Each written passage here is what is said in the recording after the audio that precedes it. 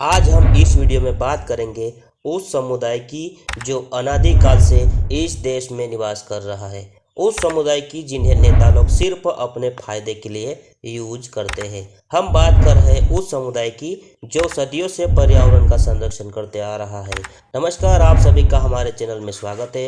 दोस्तों, इस वीडियो में हम बात करेंगे अनादिकाल से निवासित आदिवासी समुदाय की जो इस देश का रियल ओनर है। जी हाँ दोस्तों, तो चलिए। दुनिया के 10 ऐसे देश हैं जो इंडिजिनस राइट्स को अपने देश के संविधान में सेफगार्ड किए हैं, जैसे Uruguay, Brazil, Canada, Argentina, Mexico, दक्षिण अफ्रीका, कोलंबिया, बोलिविया और मलेशिया तथा न्यूजीलैंड। ये 10 ऐसे देश हैं जिन्होंने आदिवासियों के इंडिजिनस राइट को अपने संविधान में इनकॉर्पोरेट किया है। जिस कांग्रेस ने 1989 को ILO कन्वेंशन 169 पर हस्ताक्षर नहीं किया और भारत के आदिवासियों को उनके मूल पहचान को दरकिनार कर साफ लहजे में कह दिया कि भारत में तो आदिवासी यानी कि इंडिजिनियस पीपल है ही नहीं, यह तो अनुसूचित जनजाति है। आज आदिवासी मूल निवासी कैसे? आज 33 साल बाद कांग्रेस अपनी राजनीतिक सत्ता बचाने के लिए राहुल गांधी के मुख से यह कहलवा रहा है कि भारत के आदिवासी ही भारत के मूल मालिक है। साहब, आप लोग राजनीति के खिलाड़ी हैं। शब्दों की राजनीति कर आदिवासियों को उनके मूल अधिकार से तो उसी दिन वंचित कर दिया था जब भारत के संविधान में आदिवासी जनजाति की जगह अनुसूचित जनजाति लिख दिया था। Great tribal leader Jaipal Singh Munda ने भी भरी सभा में खुलकर कहा था कि हमें आदिवासी शब्द यानी आदिवासी जनजाति को छोड़कर कोई दूसरा शब्द स्वीकार नहीं। लेकिन इन 75 वर्षों के दरमियान कांग्रेस या भाजपा के किसी लीडर ने कभी पार्लियामेंट में यह बात खुलकर नहीं कही कि उन्होंने भारत के आदिवासियों के साथ संवैधानिक उत्पीड़न किया। अनुसूचित जनजाति आखिर क्या है? क्या मायने है अनुसूचित जनजाति का? कांग्रेस और भाजपा ने भी कभी इस विषय पर अपनी व्याख्या नहीं दी। अरे साहब, आदिवासियों के समुदाय में वैदिक वर्ण व्यवस्था नहीं पाई जाती। आदिवासियों में जाति नहीं होती, बल्कि यह तो समुदाय होता है। वर्णाश्रम व्यवस्था और आदिवासियों की व्यवस्था जमीन आसमान का फर्क है। वैदिक वर्णाश्रम व्यवस्था के साथ आदिवासियों की ना तो भाषा मिलती है, ना ही उनकी सामाजिक व्यवस्था, ना सांस्कृतिक, ना ही उनका जीवन शैली। भौगोलिकता में भी भारत के आदिवासी समुदाय बिल्कुल भिन्न है।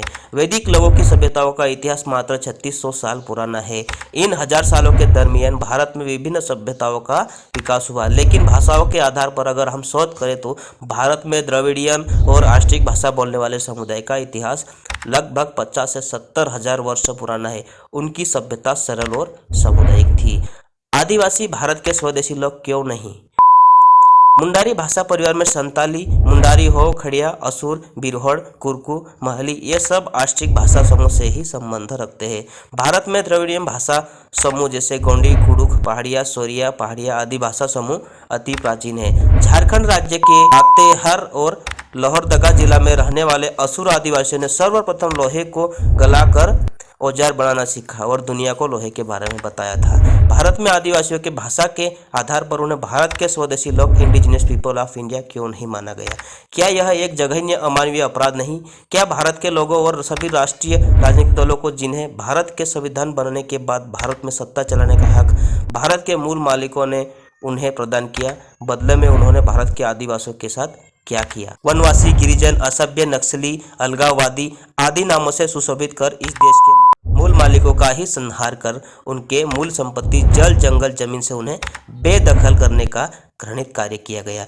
आदिवासियों और मिशनरियों और मुस्लिम RSS के विभिन्न हिंदू संगठन और ईसाई मिशनरियों और मुस्लिम लोगों ने उनके डोमेन एरिया में जाकर आश्रम, मठ और चर्च और मस्जिद खड़ा कर भारत के भोले भाले आदिवासियों को गैर आदिवासी बनाने का घृणित कार्य किया।